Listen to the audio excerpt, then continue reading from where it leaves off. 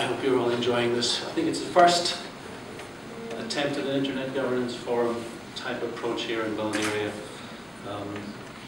So I hope you're all finding that very productive. My name is James Lawson. I work at the Council of Europe. Can you... Just 1 second. We'll soon have something up on the screen.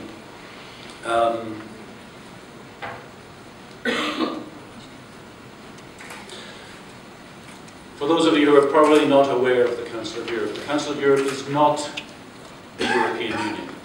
The Council of Europe is a 47-member state organisation that specialises in human rights, democracy and rule of law. And now we have some slides. So I will be here just to talk to you about essentially the human rights aspects of internet governance. So I don't know what the audience is like, but it might be a challenge for you to sit here and not listen to technical issues, but to talk about some of the more societal aspects of the internet. But that's what multi-stakeholder dialogue is about. It's about listening to the others, the politicians listening to the technicians listening to the lawyers listening to the youth, etc., etc. So it is a bit of a challenge. So I ask for your patience as I go through my presentation. The Council of Europe works in 3 main ways. It sets standards, that is, either international treaties agreed by the member states of the Council of Europe on specific issues. It is very well known for setting up monitoring mechanisms to ensure that when states sign international treaties, that they implement what they promise they will implement. And the organisation also carries out cooperation activities with the member states to help them to meet their commitments under the various different texts adopted by the member states of the Council of Europe. Many of you will know about the European Court of Human Rights, which is what we call the jewel in the crown of the Council of Europe. It's certainly one of the best known bodies of the Council of Europe. The Council has been working on internet governance issues for many, many years. We look at internet governance through our mandate, through the looking glass of our mandate, which is to protect and to uphold human rights, democracy and rule of law. So what I'd like to do is, well, these are some statistics from the ITU just to sort of place where we are, and I'm sure most of you know about these kind of figures. You can see we've got roughly here 70% penetration of the internet in the developed world. I'm sure the percentage in Bulgaria is very close to that. And the line is increasing. The same goes for mobile. Telephony, huge increase. We now have much more than 1 mobile device per inhabitant. And that just shows, and many of the mobile devices are now smartphones with internet access. So the internet really is something that's there. Oops. I managed to reboot. So the internet really is all the time there, everywhere, and something that we have to handle. Oh dear.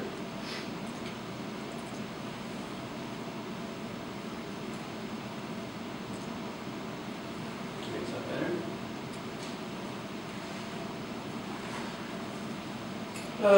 Facebook. They now say that they have about 1 billion people on Facebook.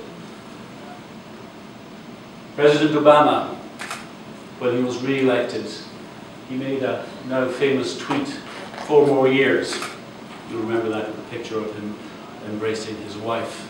That was retweeted more than 800,000 times in a few minutes, a few days. This is not Lady Gaga or Justin Bieber being retweeted. This is a retweet about political participation, about political process. So it shows that the internet is fundamental in political processes. YouTube, they say that they have 800 million unique users per month. These are phenomenal figures, and we have to think about them. And we have to think about the advantages and the dangers of such a huge penetration. Zankova referred earlier to the IGF in Baku. I was there, as some others in the room, and I think we were all struck by the number of workshops and discussions that were human rights related. And this shows just how much internet governance is not just about the protocols, the layers, the technology, but it's about society. It's about our human rights. The internet has become a vast area of freedom. It's seen by many as being the only place, the only space where you can do anything, you can do it anywhere, and you can do it anytime. I mean, there's no doubt about the fact that this is probably this is the most liberating technologies in modern history. I think many of us will agree with that. And we must keep it that way. The internet allows us to access information and services. It allows us to connect to each other, to communicate. It provides essential tools for participating in political life and other public interest activities. So the Council of Europe's objective is to ensure that the internet remains an open space. We have adopted texts in that field to ensure that the internet is protected, promoted as universal, and that we look after the integrity and the openness of the internet. And the Council of Europe asks the member states to ensure that this is actually done through national legislation and through practice. At the same time, we shouldn't be naive about the openness of the internet. Like in the world, physical world, there is good and bad on the internet. These are some recent EU statistics on cybercrime, which, without being frightening, should be making us ask some questions. When 89%, that's almost 90% of people avoid disclosing personal information online. That is a sign that they don't feel absolutely secure in doing so. 8% had their identity stolen, and I think that figure is increasing. Roughly 40% are concerned about the security of online payments. One of your colleagues talked about e-commerce earlier, and that is certainly one of the brakes on the development of e-commerce. This is the latest Google Transparency Report. It shows that in the first half of 2012, of this year, there were more than 20,000 inquiries from governments around the world. There were requests for information for on about 35,000 different accounts. And at the same time, there were about a little less than 2,000 requests to remove content.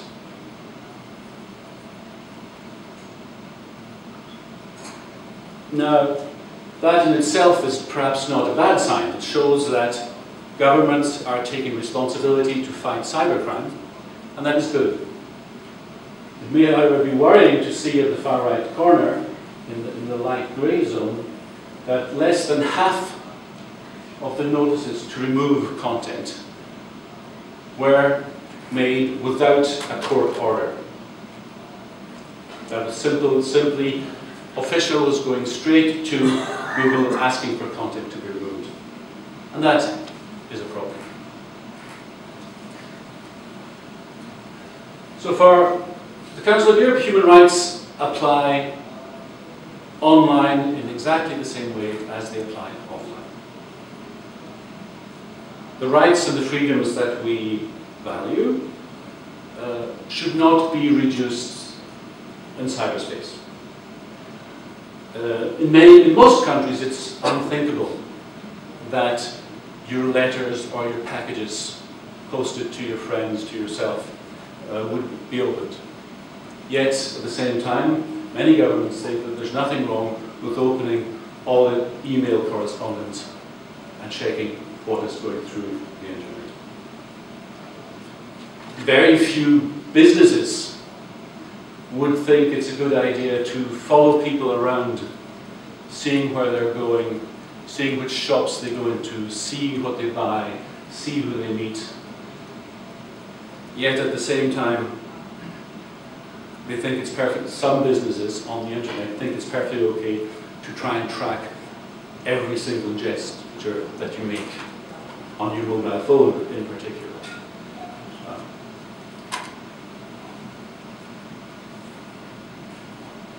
At the same time, if we want the internet to be free, we also want it to be secure. It must be possible for users to go on the internet and feel secure. Just because the internet is this free space doesn't mean to say that this is an excuse for cyberbullying, child pornography, cyber terrorism, deprivation of the right to property, and that includes copyright. So there is the need to fight crime online. However, fighting crime online must be done in accordance with international human rights principles. Presumption of innocence, due process, effective remedies. The Council of Europe developed the first international treaty on cybercrime, and it's committed on the internet and on other computer networks. It deals particularly with the infringements of copyright, computer-related fraud, child pornography, violations of network security, etc. It defines a range of powers and procedures, and it aims to ensure a proper balance between the interests of law enforcement and the respect for fundamental human rights. The Cybercrime Convention was in the making for 4 years, with contributions beyond the member states of the Council of Europe. The United States, Canada, Japan, and others were involved. It's also a convention that is open to states beyond the member states of the Council of Europe. And at the moment we have a dozen states, from Argentina to the US, to Senegal, South Africa, that have either signed the convention or are in the process of requesting to sign it. So, we're talking here about human rights, and I think when most people think about human rights and the internet, they think of freedom of expression. I'm not going to go into a legal talk about freedom of expression, but freedom of expression is important. It's important in its own right, that we should be able to express ourselves, to receive information, pass on information, without interference by the authorities. But freedom of expression is also essential for other rights. Without freedom of expression, many of the other rights are lost. Without freedom of expression, there can be no independent and impartial courts. There is no free country, in fact, without freedom of expression, and there is no democracy. At the same time, freedom of expression can conflict with other rights,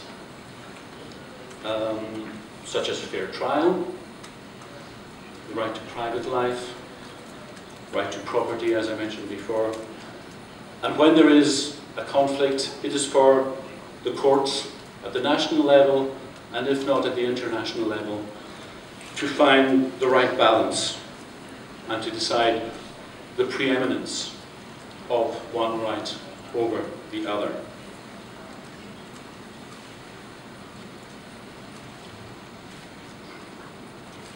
In certain cases, it's perfectly okay for the state to interfere with the right to freedom of expression.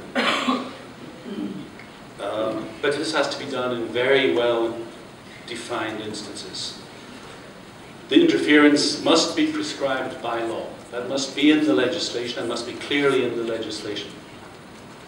The way in which this interference may take place. The interference needs to be there to protect a number of interests, and this is a limited list of interests that need to be protected.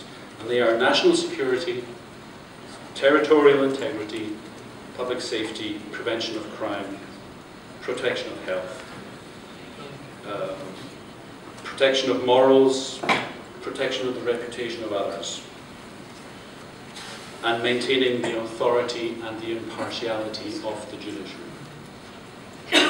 So that's the second requirement before interfering in the right to freedom of expression. The third is that the interference must be necessary in a democratic society. All of these three requirements must all be met for an interference by the state to be legitimate.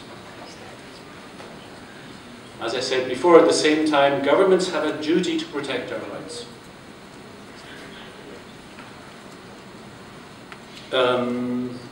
This week in the United Kingdom on the news, there was a ruling by the UK Court of Appeal saying that banning anyone from the internet is an unreasonable restriction. This decision was taken in the case of a sex offender. And the court said in appeal that removing totally access to a computer and to the internet was unreasonable. So when there is interference for legitimate purposes, the interference must be proportionate. So if the courts are saying that this is true for a sex offender, what would they be saying about proposals to cut off access to the internet simply because someone is downloading a few films or some music that is copyrighted and the rights holders are upset? At the same time, the member states have what we call a margin of appreciation. It is not for the European Court of Human Rights to decide everything for the member states, but the judiciaries in the member states are well placed to decide what is possible and what is not possible in the state. The notion of morals, for example, is certainly not the same in Malta as it is, for example, in Denmark. Freedom of expression is not only a matter of content when it comes to internet governance, although that's the main aspect of it. And Mrs. Zankova referred to a paper that was produced by the Council of Europe a few weeks back for the ICANN meeting in Toronto, where our analysis is that freedom of expression also extends to domain names themselves. That the choice of a domain name is in itself exercising one's right to freedom of expression. And the Council of Europe has sent a document to the GAC, the Governmental Advisory Committee in the ICANN, on how it could have a human rights-based approach when deciding on the new GTLDs, for example. Another right frequently referred to, human right frequently referred to in matters of internet governance, is the right to freedom of association. The internet allows us to connect with each other across boundaries. I have family in the UK, I have family in Australia, and social networks allow me to relate to them easily. If I lose access to the internet, family ties can be broken down, and that could be seen as a violation of rights. The internet allows civil society to operate in new ways. And any restricting of access to social networks, for example, can interfere with the right to freedom of association. Certain services, for example, make a requirement that there be no anonymity on their networks, which is a bit strange. I mean, we can do one of the most important democratic actions in our lives, which is voting anonymously, yet at the same time, some are trying to restrict our right to be anonymous on the internet, remembering that for many human rights activists and civil society activists, anonymity is essential for their safety and well-being. Again, this report I referred to about the human rights approach to domain names raises issues of freedom of association when attributing domain names. My mother's name is MacDonald. I come from Scotland. MacDonald is the most common name in Scotland, surname in Scotland. So you can imagine, if you look at the list of requests for GTLDs, it is certainly not family members, my family members, that have asked for the top level domain MacDonald, but a company that has nothing to do with Scotland. So, there again, freedom of association is everywhere on the internet. I'm not going to do a catalogue of rights here. A last aspect, of course, of human rights, and there are many more. We could be talking about the right to property, we could be talking about many rights. But I've talked here about some of the issues that are most commonly referred to on the internet. The right to respect for private and family life.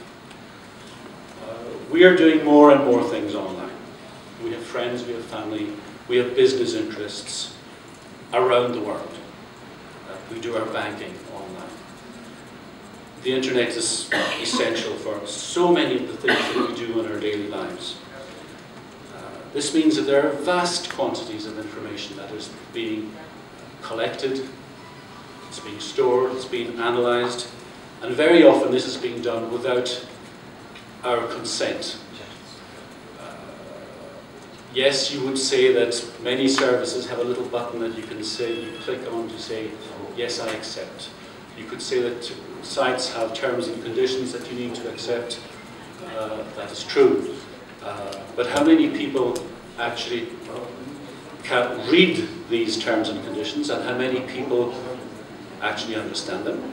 In many cases, these texts will be in a language that the user can't understand. So what good is it clicking on a button and say, yes, I accept, when you haven't understood a thing about it? And that is an issue. At the Council of Europe, one of the main treaties we've produced is a convention for the protection of individuals with regard to personal data and the automatic processing of personal data. That's a convention that was established a few years back. It is currently in the process of being modernized to take into account the internet, but not only the technologies that have evolved, but also the fact that there has been a shift. When that convention was established a few years back, it was concerned essentially with the state collecting personal data. And it was trying to put in safeguards to protect the individual from the actions of the state. But today, things are completely different. Today, it's not the big brother state that is looking at us. It is big brother corporations that are collecting our data and many businesses, some of the most successful internet businesses, are in fact built on a business model which depends on us as users giving up as much private data as possible, basically for commercial exploitation. This issue of personal data is only going to get more sensitive with the increase of mobile devices. I mean, one of these machines collects more data about you and your movements than many of us imagine. And that's without thinking about the next stage in the internet development, the Internet of Things, when we start having internet connectivity for pacemakers, for other devices that we carry on us or have in our homes. You can imagine linking the data coming from all of these different devices can be a serious threat to our human rights and to our private life. One of the things to remember about human rights is that they are not always absolute. Freedom of expression, for example, can be interfered with. And one area where it can almost certainly be interfered with is when freedom of expression is being used to destroy other human rights. When, for example, the European Court of Human Rights has had cases about people complaining that their freedom of expression was violated because they had published something denying the existence of gas chambers, for example, in Nazi Germany. The court doesn't even have to look at whether the interference, the censorship, was justified according to the 3 criteria that I mentioned before. It simply says this is in negation of existing human rights, and a takedown notice or censorship of that kind of information is perfectly justified.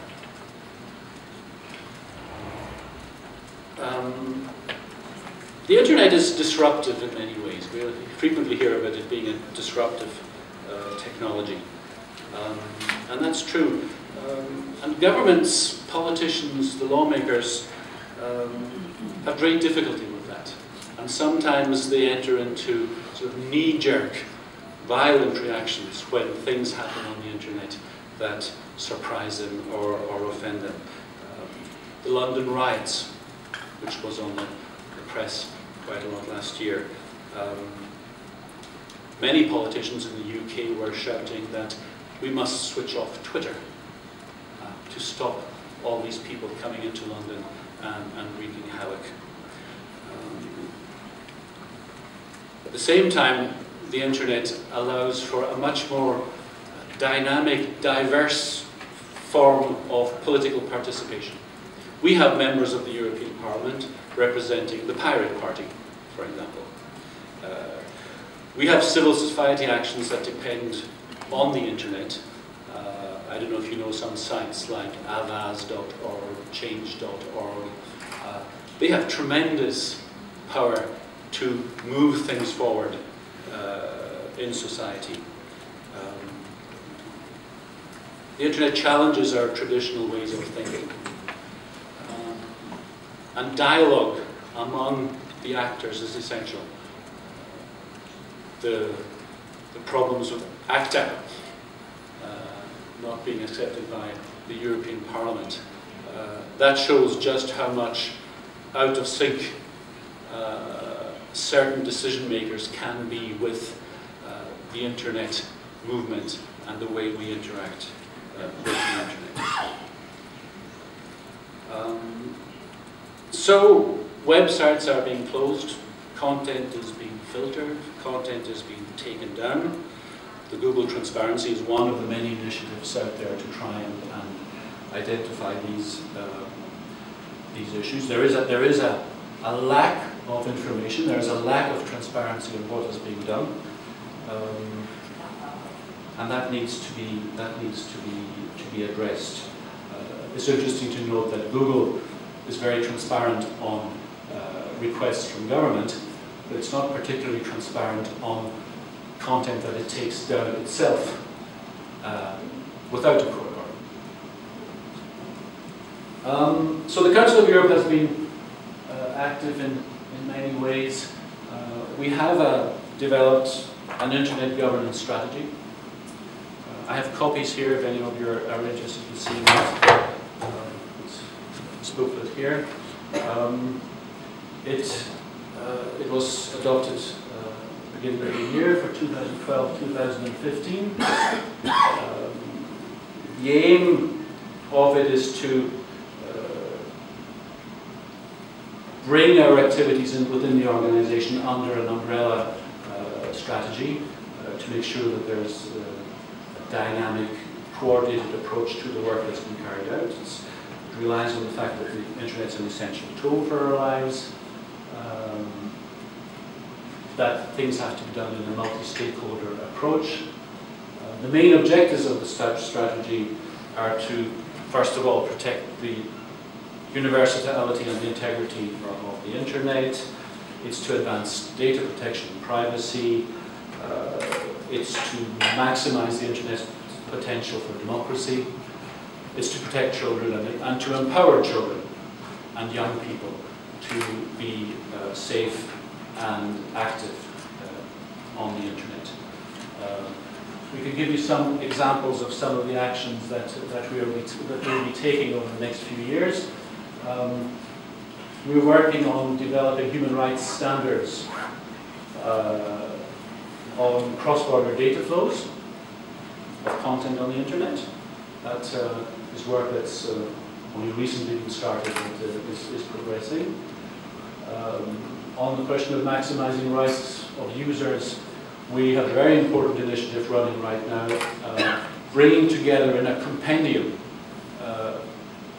existing rights that Internet users have, both in the fields of human rights, but also in commercial law, for example. And the main aspect of our work there is not only to collect what rights already exist, but also to identify what remedies users have when they feel that their rights have been broken.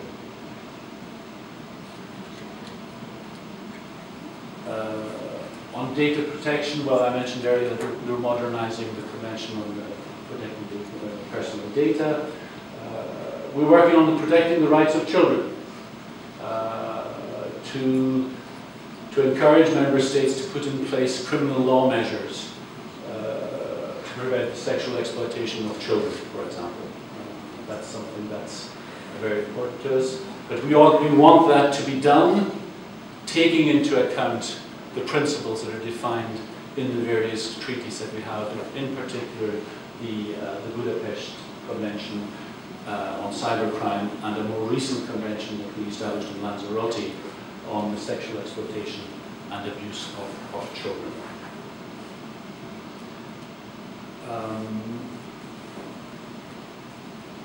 I talked a lot about the potential for the Internet to promote democracy.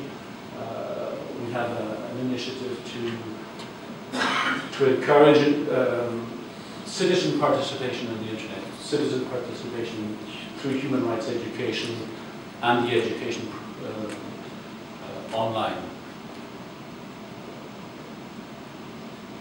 And one of the main actions that we have is to empower children.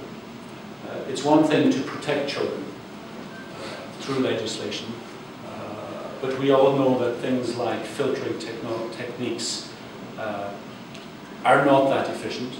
They very often cut out information that are of use to children, that are essential for their development. So awareness raising, educating children on how to use the Internet carefully, to be aware of the dangers that are there and how to handle the dangers when you encounter them. That is an essential thing. The Council of Europe has developed a little online handbook called the Wild Web Woods, which I think has been translated into Bulgarian and is available on the Internet. So these are some of the activities that we're working on. All our work in the Council of Europe is based on a set of general principles that were adopted by the 47 member states of the organisation. These include, for example, obviously human rights, democracy and the rule of law. That must be at the top of our agenda in all our internet governance initiatives.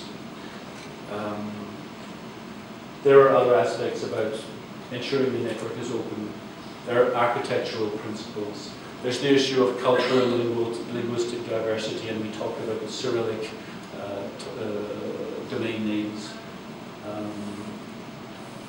Number 2 on the list, you'll notice, is multi-stakeholder governance. That for us is an essential aspect of things. The Council of Europe recommends to the member states that internet governance arrangements, this meeting is part of these arrangements, should then be open, transparent, accountable.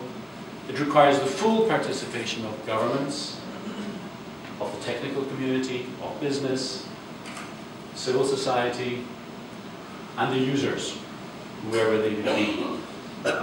So this multi-stakeholder approach to governance is a key element of the way the Council of Europe sees the way forward to handle all these complex issues.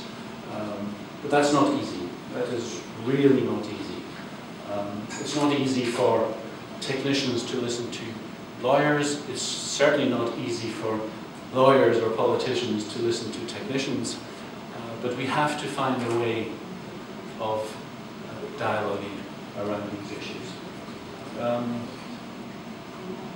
So the Council of Europe is very busy on internet governance. We were in the IGF in Baku last week. It was exhausting. I'm still quite tired after that. We had more than 12 staff members that were there, participating and organising different workshops. The Human Rights Commissioner of the Council of Europe was there, and Mrs. Ankoba referred to a declaration by the Human Rights Commissioner, the Special Representative of the OSCE on freedom of media, and Nelly Cruz, the Human Rights, the EU Commissioner, made on freedom of expression on the internet, in particular with regard to Azerbaijan. The Council of Europe was instrumental in establishing Eurodig, which is the European dialogue on internet governance issue, and it hosted the first meeting in Strasbourg. Eurodig brings together, maybe Professor Feinmeister will talk about that later, brings together stakeholders from our member states to try and shape a pan-European perspective on internet governance and to feed into the global internet governance initiatives. For those of you who are interested, the next meeting will be in Lisbon at the beginning of June. Finally, last year the Committee of Ministers of the Council of Europe took a decision to support national IGF initiatives. And that is why, of course, I am here to be with you today. My colleague Lee Hubbard, which many of you will know, is currently in Oslo, in the Norwegian IGF meeting. I think there are now about 16 or 17 initiatives in the member states of the Council of Europe, and that is certainly growing. Of course, it's a pleasure for me to be here in Bulgaria, representing the Council of Europe and its human rights approach to internet governance. I'm sure this will be the first of many national initiatives in Bulgaria. I'm sure that it will function according to the Council of Europe's basic principles, that it will be open, transparent, accountable, and that all the stakeholders can participate on an equal footing. I certainly hope so, and I hope you think it will too, and you will arrange it in such a way that that does happen. It's not easy. It takes time to come to a common understanding and a common ground. It doesn't mean to say that we all have to agree with everything, but we at least have to talk together So I think I will end my presentation here. I don't think I've gone over my time. If you have any questions, I'd be happy to try and address these now.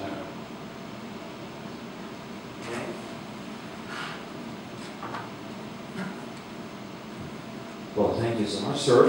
That was quite illuminating, I would say. My question is very simple.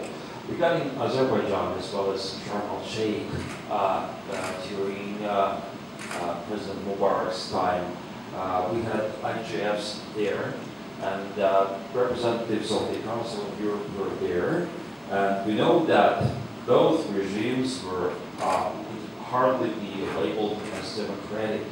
So how these corresponds to that respect for human rights and democracy.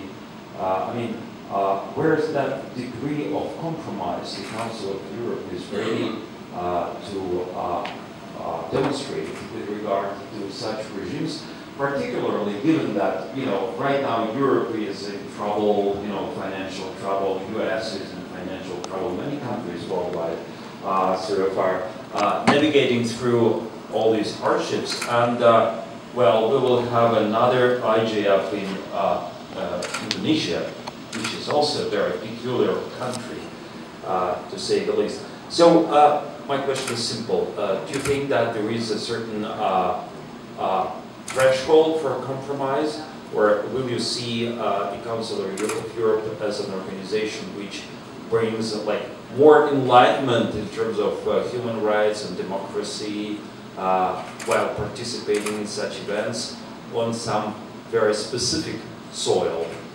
Thank you. Well, of course, the IGF is a UN event, and it was decided it would be in Azerbaijan, which is also a member state of the Council of Europe. The reality is that human rights are being breached in all the member states of the Council of Europe, to more or less a degree. There's no doubt about that. From the Council of Europe's perspective, when it comes to fundamental values, fundamental human rights, we have the advantage of having a European Court of Human Rights, which all of the states, including Azerbaijan, have signed up to. And the court has the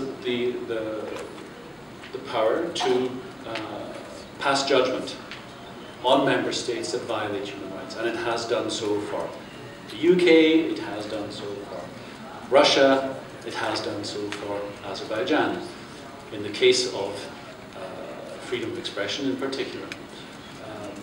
Our approach is that through the various activities that we have, the monitoring done by the European Court of Human Rights, the cooperation activities that we have with the member states, where we can look at the issues they have, see the weaknesses, and provide the guidance and advice to sort out the issues. This is a way of moving forward.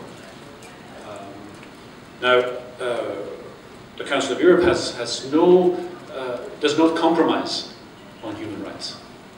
And the presence of the Council of Europe's Human Rights Commissioner in Azerbaijan is clear. There was a very clear statement from him, Nelly Cruz, and the OSCE Special Representative on the position of journalists and citizen journalists in Azerbaijan. There was no misunderstanding possible about the firm approach that they have to these issues in Azerbaijan. But they are in the Council of Europe, they are member states of the Council of Europe, and the Council of Europe is monitoring their compliance to human rights and trying to help them to move forward.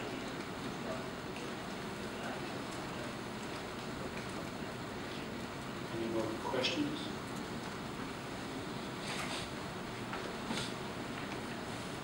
Thank you. I would like to thank Mr. Lawson for this very interesting presentation. And in fact, we have hoped to know more about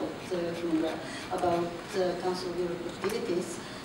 and especially about its activities in the field of internet governance. It's necessary to refresh your knowledge from time to time in such a comprehensive manner. But my question regards the work of the European Court of Human Rights and the judgments which were expected and concerning pending cases related to the free use and participation on the internet. How about these judgments? Are these judgments ready? Are they published? And what is the practice, in fact, of the European Court of Human Rights in this direction? Thank you.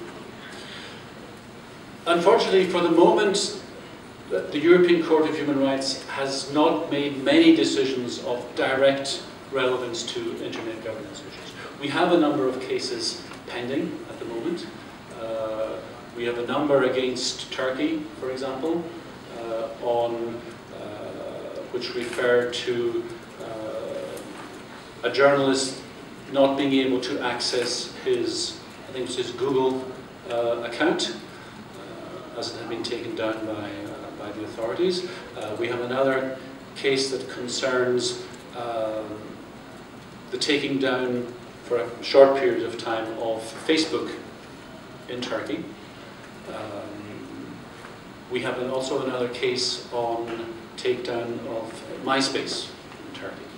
Unfortunately, these cases are currently going through the process at the European Court of Human Rights. I know that at least two of them are close to being terminated, but at the moment we have no judgment, so there's not much that I can say about that.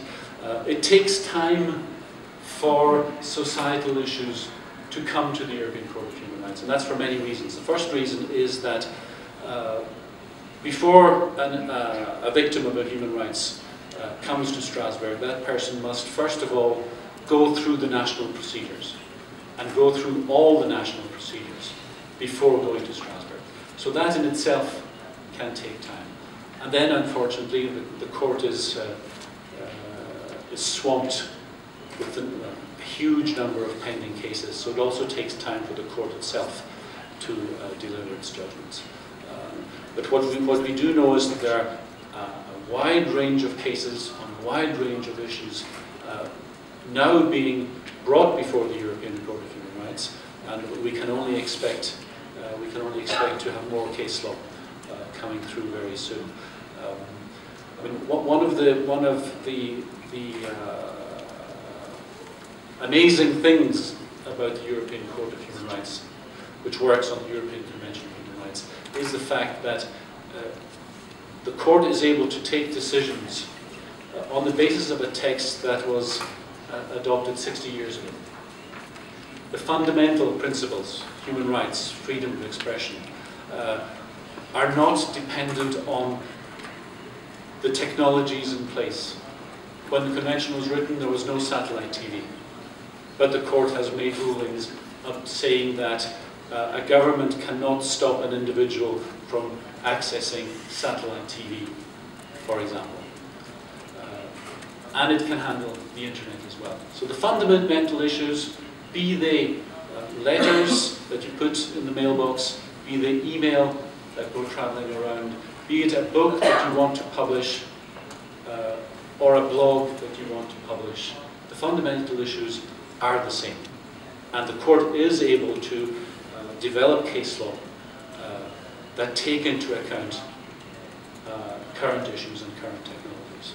So I have no doubt that we'll be seeing much more internet governance issues in the rulings of the European Court.